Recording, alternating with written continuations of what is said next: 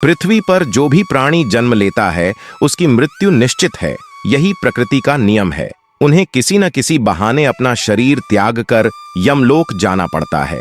पृथ्वी लोक में भगवान राम कृष्ण समेत तमाम देवी देवताओं को भी एक निश्चित समय पर अपना शरीर छोड़ना पड़ा और यमलोक जाना पड़ा। लेकिन क्या आप जानते हैं, जब किसी प्राणी की जीवन लीला समाप्त होती है तो यमलोक जाने के बाद उसके कर्मों का लेखा जोखा कौन करता है? नमस्कार दोस्तों, स्वागत है आप सभी का हमारी आज की वीडियो में। हिंदू धर्म के 18 पुराणों में एक गरुड़ पुराण में कर्म और इससे मिलने वाले फलों के बारे में विस्तार पूर्वक वर्णन किया गया है। यदि आप गरुड़ पुराण को बेहतर तरीके से समझेंगे तो इससे जीवन जीने का मार्गदर्शन मिलेगा। व्यक्ति को जीवन काल में क्या करना चाहिए, क्या नहीं करना चाहिए और कैसा व्यवहार आदि करना चाहिए, इन सभी गूढ़ बातों का रहस्य गरुड़ पुराण में है। स्वर्ग और नरक के बारे में तो हम सभी अक्सर सुनते हैं, लेकिन क्या आप जानते हैं कि स्वर्ग या नरक कैसे और किसे प्राप्त होता है? गरुड़ पुराण में स्पष्ट रूप से बताया गया है कि कैसे कर्म करने वालों को स्वर्ग या नरक का मार्ग जाना पड़ता है। हम लोगों को हमेशा लगता है कि पुण्य कर्म करने वालों को स्वर्ग की प्राप्ति होती है तथा पापी, नीच, क्रूर लोगों को नरक में जाना पड़ता है, लेकिन आप गलत है।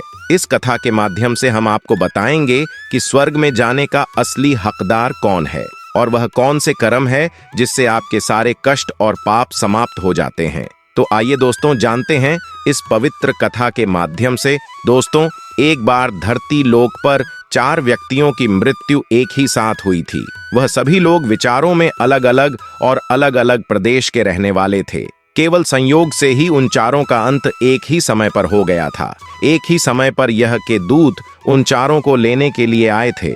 मरने वालों में एक तो किसी प्रदेश का राजा था, दूसरा बड़ा धनी व्यापारी था, तीसरा एक पूजा पाठ करने वाला पंडित था और चौथा गरीब मजदूर था जो दिन भर मेहनत करके अपने परिवार का पालन पोषण करता था। चारों की आत्माओं को लेकर यमदूत, मृत्यु के देवता, धर्मराज की सभा में आकाश मार्ग से लेकर चारों आत्माओं को जा रहे थे। जब यमराज दूत उन चारों आत्माओं को लेकर यमराज की सभा में पहुंचे तो उनके सम्मुख जाकर खड़े हो गए। चारों सोच रहे थे कि कौन स्वर्ग में जाएगा और कौन नरक में जाएगा। यमराज अपने आसन पर विराजमान नहीं हुए थे।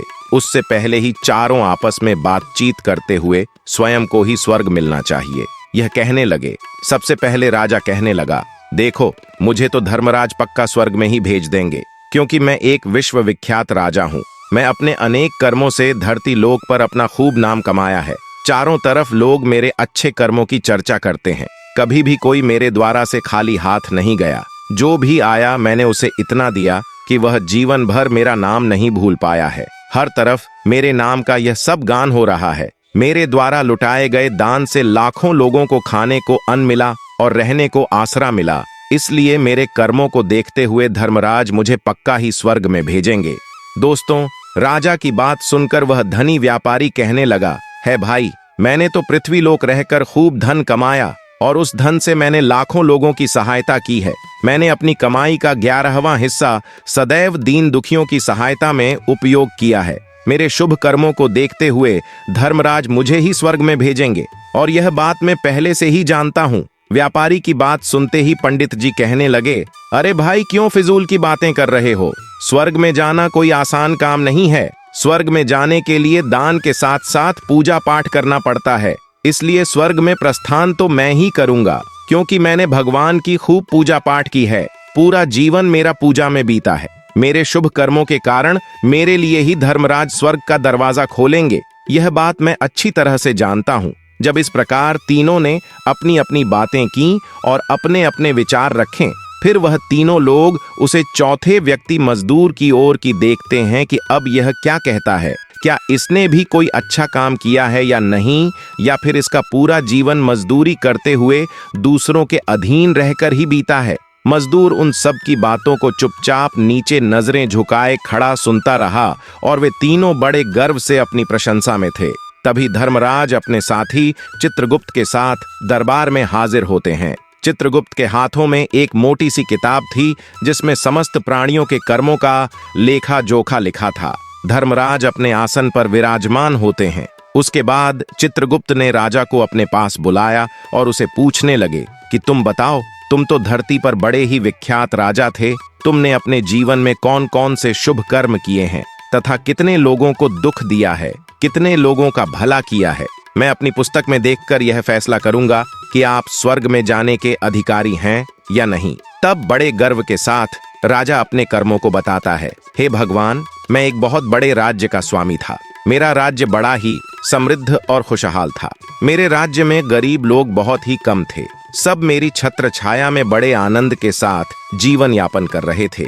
मैंने अपने राज्य के लोगों को किसी चीज की कमी नहीं होने दी। मेरे यहाँ हर भूखे को भोजन मिलता था। लाखों की धन मोर उन्हें रोज दान में दी जाती थी। प्रजा के लोग मुझसे बहुत खुश रहते थे।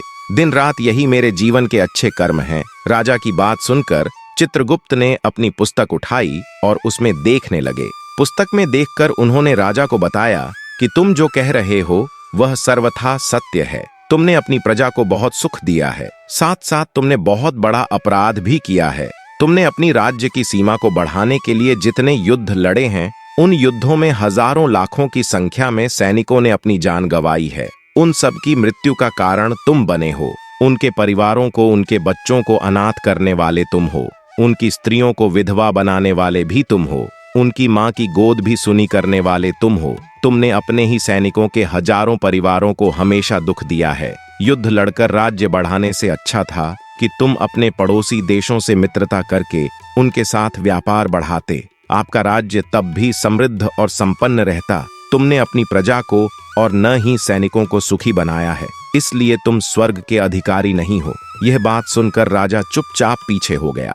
उसके बाद चित्रगुप्त ने व्यापारी से पूछा, आपने धरती पर कौन कौन से अच्छे कर्म किए हैं? तब व्यापारी कहता है, हे भगवान, मैंने धरती पर जितना धन कमाया उसका 11वां भाग अच्छे कामों में लगाया। लाखों लोगों को भोजन कराया, कई आश्रमों को दान दिया है, कई बेघर लोगों को अपने धन से भर दिया है, कई शहरों में मंदिरों का निर्माण कराया है, कई जगह पर धर्मशालाएं बनवाई हैं, प्रत्येक तीर्थ में भंडारे करवाए हैं।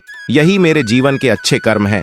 व्यापारी की बात सुनने के बाद चित्रगुप्त ने अपनी पुस्तक खोली, जिसमें उसके जीवन के सारे अच्छे बुरे कर्म लिखे हुए थे। चित्रगुप्त ने बताया कि देखो, तुम जो कहते हो वह सत्य है।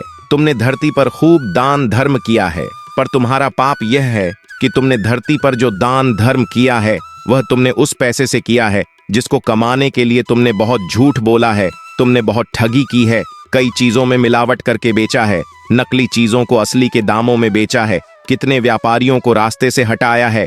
तुम्हारे इन कर्मों से अनजाने में कितने लोग बीमार होकर मर गए हैं, कितनों ने आत्महत्या कर ली, कितनों की मेहनत का पैसा तुम्हारे पास चला आया। उन सब लोगों की बद्दुआ तुम्हारे साथ हैं। तुमने जो कुछ भी अच्छा काम किया है वह कम शून्य हो गया है, इसलिए तुम्हारे पास भी तुम्हारा कोई शुभ कर्म नहीं है। तुम स्वर्ग में जाने के अधिकारी नहीं हो। चित्रगुप्त की बात सुनकर व्यापारी भी बड़ा उदास होकर पीछे हो गया।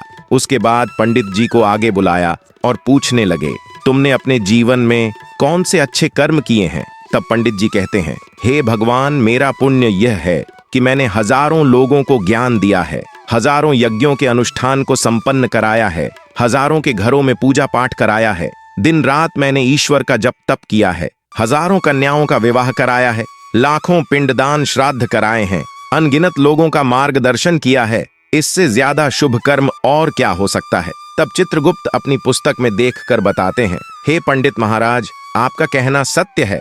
आपने वास्तव में हजारों लोगों को ज्ञान दिया है, लेकिन उस ज्ञान पर स्वयं कभी अमल नहीं किया आपने। सैकड़ों यज्ञ पूजा अनुष्ठान कराए, पर उसको निस्वार्थ भाव से किया गया। कोई कर्म नहीं था। तुम हमेशा से धन के लालची रहे हो, इसलिए तुम स्वर्ग में जाने के अधिकारी नहीं हो।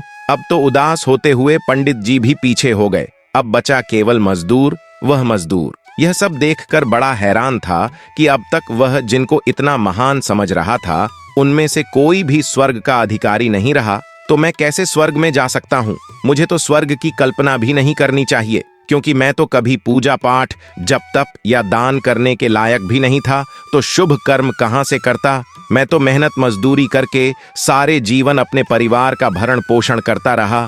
वह मजदूर यह सब बातें सोच ही रहा था। इतने में ही चित्रगुप्त ने उसे भी आवाज लगा दी और उससे पूछा, किंतु वह मजदूर तो पहले से ही कहने लगा, भगवान, मैं धरती पर एक गरीब के घर में जन्म लिया था। दान, हवन, पूजा पाठ करने के मैं लायक ही नहीं था तो मैं शुभ कर्म कहां से करता। मैं तो अपने परिवार का पालन पोषण बड़ी मुश्किल से करता था। मैं जानता हूं भगवान कि मैं स्वर्ग में जाने का अधिकारी नहीं हूं। मैंने धरती पर भी नरक भोगा है और आगे भी नरक में ही जाने की हैसियत है। किंतु हे प्रभु, यहाँ पर भी मेरी एक इच्छा है। मैं स्वर्ग में तो नहीं जा पाऊंगा, लेकिन मैं एक बार स्वर्ग को अपनी आंखों को झपका कर देखना चाहता हूँ। इससे अधिक मेरी कोई इच्छा नहीं है, क्योंकि मैंने ऐसा कोई काम नहीं किया है जो कुछ देर के लिए ही मुझे स्वर्ग में पहुंचा दे। मजदूरी के बाद लोगों की सेवा के लिए मेरे पास समय नहीं बच पाता था। बचा हुआ समय मैं अपने बूढ़े माँ बाप की सेवा में लगा देता था। उन्हें खिलाता पिलाता, उनके वस्त्र बदलता, यही मेरी दिनचर्या थी। मुझे तो मंदिर में जाने का भी अवसर नहीं मिलता था। मजदूर की बात सुनकर चित्रगुप्त ने अपनी पुस्तक में देखकर पूछा, हे मानव, तुम ध्यान से सोचकर बताओ कि तुमने कभी तो कोई शुभ कर्म किया होगा। तब मजदूर अपने पूरे जीवन के घटनाक्रम को याद करता है। तब उसे याद आता है कि एक बार उसे बहुत तेज भूख लगी थी। वह रोटी खाने के लिए बैठा ही था। इतने में वहां एक बहुत ही कमजोर बीमार कुत्ता टहलता हुआ आ गया, जो ठीक से चल भी नहीं पाता था।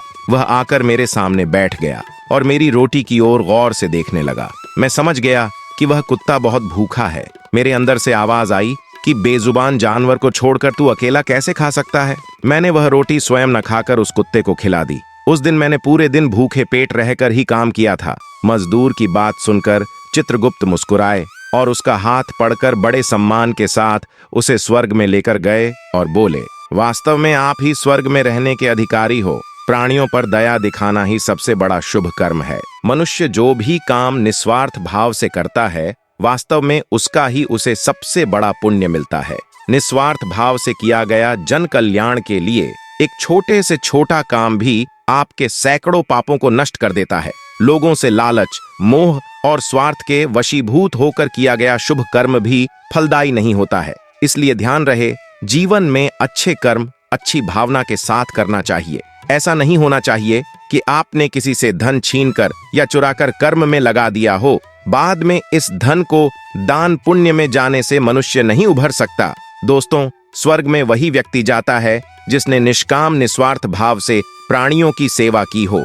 भले ही उसने जीवन में एक पैसा भी दान ना किया हो, पर वह जिस लायक था, अपनी सामर्थ्य के अनुसार उसने निस्वार्थ भाव से जो भी काम किया, वही उसकी मुक्ति का रास्ता तय करता है। तो आशा करते हैं आपको यह कथा अवश्य ही अच्छी लगी होगी। अगर दोस्तों कथा आप लोग को अच्छी लगी हो तो वीडियो के कमेंट बॉक्स में जय श्री हरि विष्णु लिखकर वीडियो को लाइक करके चैनल को सब्सक्राइब कर लीजिए। आप लोग का धन्यवाद।